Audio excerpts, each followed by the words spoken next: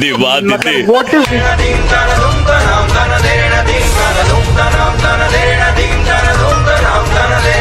दीदी मैं सरकार में रहता मैं आपको तोपों की सलामी दिलवाता दीदी। গল্পটা হলো আমাদের সিনিয়র ইসরো মানে ইন্ডিয়ান সিরিয়াল রিসার্চ অর্গানাইজেশন। তাদের চিন্তাধারা, তাদের আবিষ্কারকে আজও নাসা কুর্নিশ জানায়, কারণ তারাই হলো বিশ্বে প্রথম যারা স্পেস স্যুট ছাড়া চাঁদে ঘুরে বেড়ায়, তারাই হলো বিশ্বে প্রথম যারা স্কুটারে করে চাঁদে যায়। তো দেখতেই পাচ্ছ দিদি স্কুটারে ভটভট করে আওয়াজ করে চাঁদে যাচ্ছে, কালো মেঘ ফুঁড়ে স্কুটার নিয়ে ছুটে যাচ্ছে।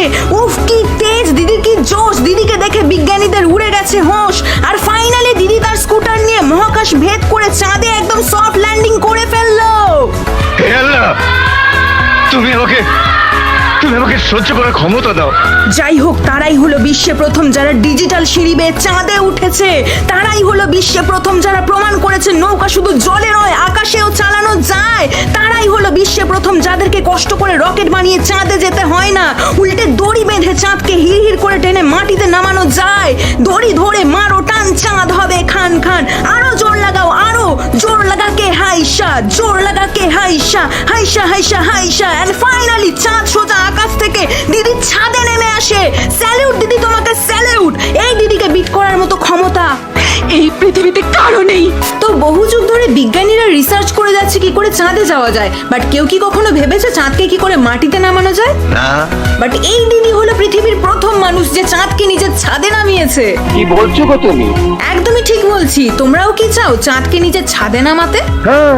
তাহলে সবার প্রথমে দিনের বেলা নিজের বিএফ কে নিয়ে ছাদে উঠতে হবে, দেন সবার প্রথমে একটা চুটকি বাজিয়ে গোলাপি ধোঁয়া ছাড়তে হবে, তারপর হঠাৎ করেই দিন থেকে রাত হয়ে যাবে, পৃথিবীকে আর বনবন করে ঘুরতে হবে না। দিদি চুটকি মেরে দিন থেকে রাত, রাত থেকে দিন করে দেবে। আর পরীক্ষা নিও না আমার। আর এখানেই শেষ নয়, আরো বাকি আছে। দিদি গড নো চিল। দিদি আবারও চুটকি বাজিয়ে হাত থেকে একটা লেজার লাইট ছেড়ে চাঁদকে বেঁধে ফেলে। আর শুধু তাই নয়, দিদি তার গায়ের সমস্ত শক্তি দিয়ে চাঁদকে টেনে হিজড়ে নিজের ছাদে নামায়। যা দেখলাম তাতে আমার চুল খাড়া হয়ে গেছে। এতদিন এত বড় বড় বিজ্ঞানীরা কি করলো ভাই? সামান্য চাঁদকে দড়ি বেঁধে মাটিতে নামাতে পারলো না? আমি হেরে গেছি মা।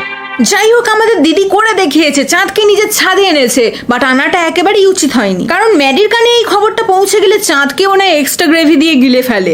Extra gravy. ও রান্নাটা খুব ভালো হয়েছে। আর দিদির ভেলকি এখনো শেষ হয়নি কিন্তু। দিদি চাঁদকে ছাদের সামনে এনেছে ঠিকই, কিন্তু সেই চাঁদে ওঠার জন্য আবার ডিজিটাল সিঁড়ির ব্যবস্থা করেছে। আর এই সিঁড়ি বেয়ে যে কেউ চাঁদে যেতে পারে উইদাউট এনি স্পেস স্যুট। তো বরাবরই করছিস কিন্তু তুই। সিঁড়ি বেয়ে চাঁদে যাওয়ার ব্যবস্থা, মানে এসব উদ্ভট আইডিয়া কার মাথায় আসে ভাই? মদ গাঁজা কোকেন সব কি একসাথে মিক্স করে খেয়ে তবে স্ক্রিপ্ট লিখতে বসে নাকি? আমি জানি না, আমি কিছু জানি না। তো এখানে দেখতেই পাচ্ছ এই দুজন চাঁদে এসে গেছে, আবার চাঁদের মধ্যে হাওয়া বইছে। বিজ্ঞানীরা বলে চাঁদে বাতাস নেই, কিন্তু সিনিয়র ইসরো চাঁদে বাতাস আবিষ্কার করেছে। আমাকে এক পেয়ালা বিষ এনে দিত।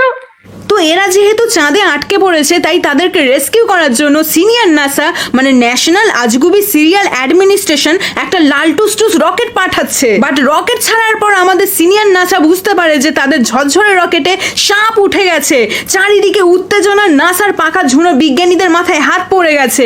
তারা একটা কথাই ভাবছে, কোটি টাকার রকেটে একটা মামুলি সাপ ভাড়া না দিয়ে ফ্রিতে মহাকাশ ঘুরবে, এটা কিছুতেই মেনে নেওয়া যায় না। বাট সাপ ও নাছরবান্দা সে কিছুতেই নামবে না রকেট থেকে।